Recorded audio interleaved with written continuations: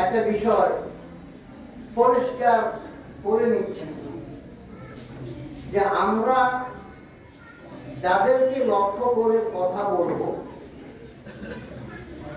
তারা হলেন ঈমানদার।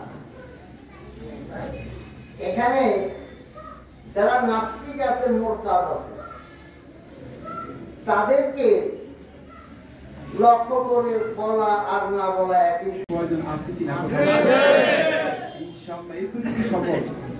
আজকে আল্লামা নওশাদ কাসেমী সহ যারা এখানে বক্তব্য দিয়েছেন, আপনারা বুঝতে পেরেছেন, উপলব্ধি করেছেন আজকের সমাজ, আজকে যারা দুনিয়াতে একজন নেতার অনুসরণ করে, তারা যদি বাস্তব ইসলামী সমাজ প্রতিষ্ঠার কি লাভ সেটা যারা বুঝতে পারত, তাহলে দেখতেন এই সমাজ আর কাটাকাটি থাকতো না।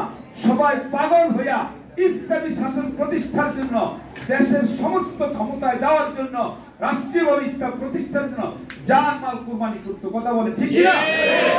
আপনাদেরকে আগে আসতে হবে।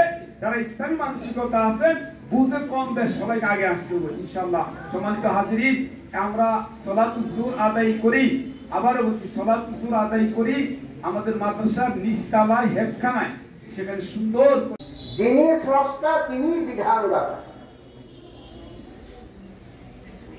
স্রষ্টার বিধান ছাড়া মানব সমাজে অন্য যে কোনো মন্ত্রতন্ত্র, অন্য যে কোনো নিয়ম নীতি বিশ্ব মানব সমাজে শান্তির মুখ দেখাইতে পারে না।